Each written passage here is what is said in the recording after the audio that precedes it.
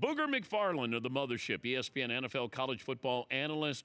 And you can see him NFL primetime right after Super Bowl 60 on ESPN and the ESPN app. We make way for friend of the show, Booger McFarland. What's up, buddy? Looking slim. How we doing, man? My guy. Good to see you. Gentlemen, how we doing? How we doing? How we doing? Let's go. Thanks for getting up early. Or is this early for you? Well, technically, it's 10:30 on the East Coast, so Yeah, you're right. it's kind of late for me. Are you playing golf out here? Yes, Where are you playing? San Francisco Golf Club. Oh. Played there yesterday, going back hopefully tomorrow, so good week so far. One of my top 5 golf courses in the world. Give me the other 4. I don't know if I have, like Augusta, That's one. Cypress, Okay, hadn't played that one yet. St. Andrews for the history, Yeah. Pebble Beach. You can have a bad round, but not a bad day at Pebble Okay. Beach. Pine Valley. I'll give you my top 5. So Okay. San Francisco's definitely one. Okay. Riviera, Marion. I'm partial to, there's a place in South Carolina called Lone Cove. Okay. And then there's a little hidden gem in the low country called Secession. Okay. So those are my top 5. We had Bo Jackson on yesterday, and I played golf with Bo and Jim McMahon. And it's interesting to see football players think they can outmuscle the golf ball. Been there. And Eddie George, Been there. Eddie George, I played with him one time. He couldn't understand how I was out driving him because he's Eddie George. Right.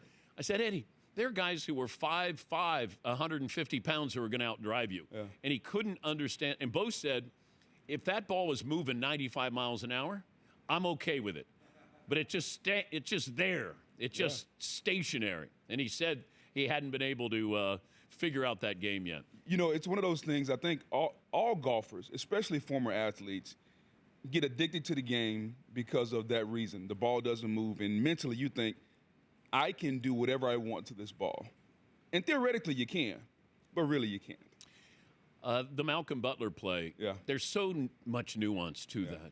And just the fact that he's still kind of unpacking things where it's like, I did this, and then we did this, and I see Russ looking, and then Marshawn's on this side. If he runs, we can't stop him. He goes to the other side. And it's the most important play in Super Bowl history. And I listened to you guys talk about all the nuance on that play, but the guy that I work with on NFL Primetime takes it to another level. He says, think about the macro effect. If they hand the ball to Marshawn Lynch and he scores, now we're talking about 2 in a row for the Seahawks. And Russ, a Hall of Famer. And Russ, a Carroll, Hall of Famer. Now the questions come in about the Patriots. And when you add up the fact they lost to the Giants, they would have lost this one. Like, if you look at the ramifications of what would have happened had that play changed. Because remember, when Marshawn didn't get it and the Patriots won, that team kind of splintered. Yeah. And you didn't see it anymore. Yeah. So that play was significant in the micro, but think about the macro effect and the legacies that changed on both sides for both of those teams. Why call that play? Sometimes coaches think they're smarter than everyone else. And I don't think the conspiracy theories that we're going to try to make Russ the hero are true. I honestly think that they thought, hey, they're going to sell out to stop the run. We'll have a one-on-one opportunity in the stack. It'll be a pick. It'll be an easy touchdown. Yes, Russ gets the credit, but it will be a lot easier to throw the ball than run. It's kind of like, why do teams go shotgun from the 1-yard line? Because, hey, the numbers say there's less of a chance for a fumble snap in the shotgun. Yeah, but you're handing the football off 5 yards from where you want to go when you're only 6 inches from there. So coaches sometimes outsmart themselves. Yeah, it's one of those where you're going, how about a run-pass option? That way, if you do pass it, it's not going to be in traffic. Or Russ can run it in. Yeah. I'm still amazed at that call. But if I'm trying to be too smart, I don't want to try to be too smart against Bill Belichick. Yeah, and you know what? It's one of those things that everybody at home, we knew what the play should have been, and it wasn't. And it's still the thing. Like, it's one of those sports things that we think about. You're like, yeah, that easily should have went the other way. The best team didn't win the game. It's kind of like when the Colts played the Saints, and Jeff Saturday talks about this all the time. The best team didn't win the game. Yeah. The Colts were clearly the better team. But because of coaching and Sean Payton's surprise onside kick and Drew Brees playing lights out, the Saints won, which kind of brings us to this game. Like, the Seahawks are the overwhelming favorite. I think the Seahawks are the better team. If we go man for man at the 53-man roster, Seattle should win this game very handily. What does Mike Vrabel do to offset that? Well, he's got to make Darnold uncomfortable, right? Put him in passing situations. The conventional wisdom says that in order for the Pats to win, the game needs to be played in the high teens, low 20s. If it gets high 20s, 30s, I don't think the Patriots can score that much. Mike Vrabel knows this. So how do you keep the game in reach? Defense has got to play lights out. You got to affect Sam Darnold. Sam Darnold is one of the greatest reclamation stories that we've seen. I was on the call of the game where he says, "I'm seeing ghosts." To think about where he is now compared to where he was then. To me, in America, those stories where you fail and then you succeed are kind of what this country's about. And I think that's why everybody's gravitated toward him. And within the great story, you forget, he's led the league in turnovers this year. Yeah. He's led it. But Drake May has been sacked 15 times in the postseason. Yeah, I mean, Drake May's got 2 rookies on the offensive line on the left side. Drake May is in his second year. Drake May is still growing. I think Drake May also, when protected, he's pushed the football down the field to guys that I don't know if anybody in these stands could name. I know. You know, Pop Douglas, Kayshawn Boutte, you know, Mac Hollins, like guys where you're like, okay, does he really have a number 1 or number 2? Stephon Diggs. And so Drake May, I thought, should have won the MVP. No offense to Matthew Stafford. To me, he did more with less. I think that he'll be an MVP in the future, especially when he gets some more weapons. But he's got to play the game of his life for them to win. Why is it people are rooting for Seattle or not rooting for New England? We have a poll question. Seton, would you give Booger the results of how people are it was like 80% of people responding. Yeah. Something like that? Currently 82. 82% are rooting for Seattle. You know, we still associate the Patriots with Tom Brady, Robert Kraft, the dynasty. They've won 6 Super Bowls. And like it or not, when one team wins a lot, man, it turns. Think about how fast it turned on Kansas City. I mean, it turns. Because for some reason, dynasties are not something that we, I guess, we salivate over. It's cool to see them rise to the top, but at some point, let somebody else win.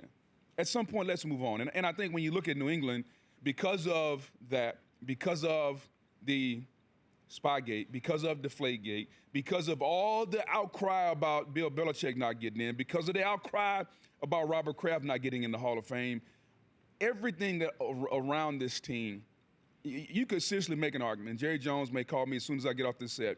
The Patriots have been America's team. Like you can make an argument based on their relevancy over the last 25 years. They've taken over but they're not national. Yeah, the Cowboys are still national. The Cowboys still have it. Again, you can make a case. The Cowboys still are because of the worldwide fame, because of what Jerry Jones has done. But if you look at the success and what's happened over the last 25 years, man, the Patriots have been the most relevant team in our sport. Kansas City has tried to take it over. They won 6 Super Bowls, Yeah, Dan. but relevant doesn't make you popular. No, but relevant makes you either loved or hated. And that's what you just asked me. Why do people want Seattle to win this game? Because people have taken a side that they don't like the Patriots. Why are you yelling at me?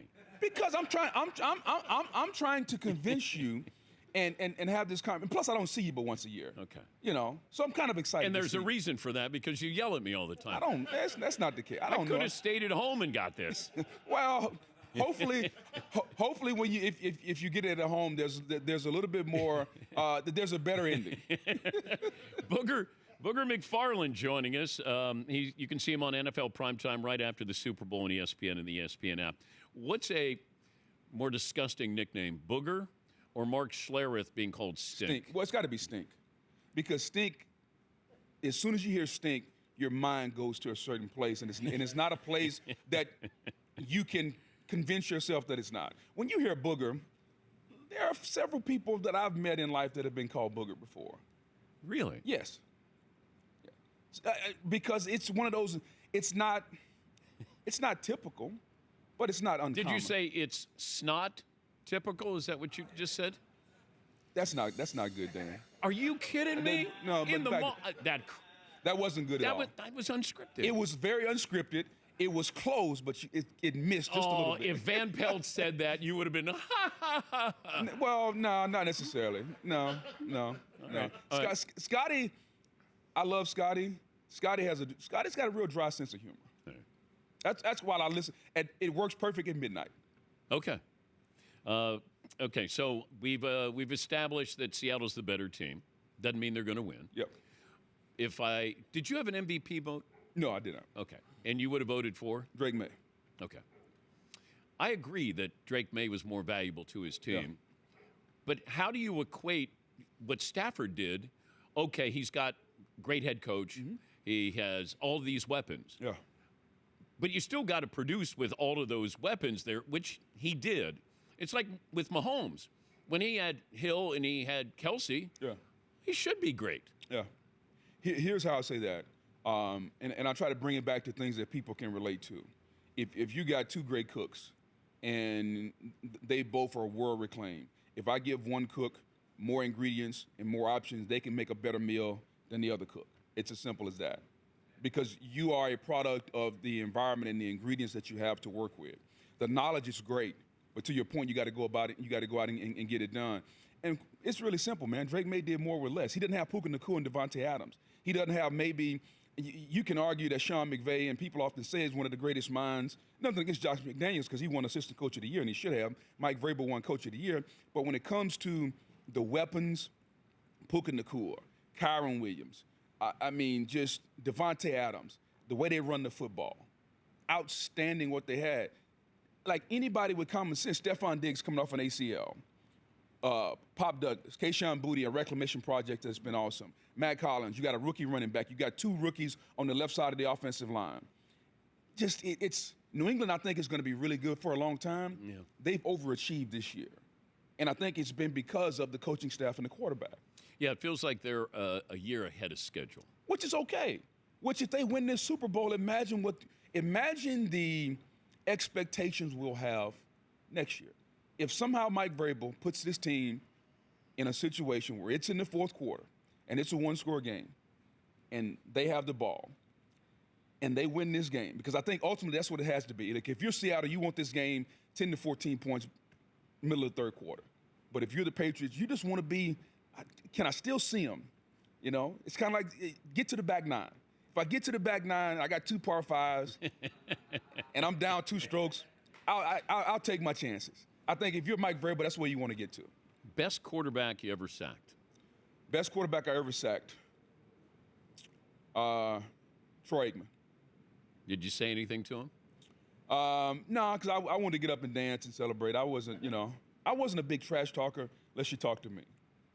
But the funniest moment that ever happened on the football field, we're playing the Dallas Cowboys. And it had been built up all week. Larry Allen, future Hall of Famer. Warren Sapp, future Hall of Famer. So they break the huddle. And because of the defensive formation, I was lined up against Larry Allen. I said, hey, man, I told Brooks, I don't care what flip the call. They didn't come to see me over here. Let's put Sapp over there, put me on the other side. Because that's what I want. Because when Larry Allen broke the huddle, I mean, his first play of the game, he's got a dip in, all right? He's got like snuff or whatever, tobacco. Yeah. It's running down his lip. I wasn't scared. I didn't want to see that the first play. I just didn't. Just being honest with you. We have meat ready for you. Let's do it. I love it. I heard it was steaks. Yeah, we have tomahawk. Good. I'm pretty sure they're probably not cooked to the right temperature. Wow. And so, therefore, I'm just going to tell the chef just to leave mine on a little longer. All right. Do you do that when you go to somebody's house? You tell them how to cook? Yeah, well, I don't tell them how to cook, but usually they ask you what you want. My chef can hear you right now. I know, and so if he can hear me, I'm just telling the chef, just listen. Most chefs get offended when I ask, hey, you know what? I need a little bit more than knocking the horns off and wiping his tail. I need a little bit more. Just a little bit more. He's Booger McFarland. You can see him with Chris Berman. That'll be right after the Super Bowl on ESPN, ESPN+. We'll take a break. If you're watching on Peacock, we'll go out and visit our meat display there for Booger. Back after this.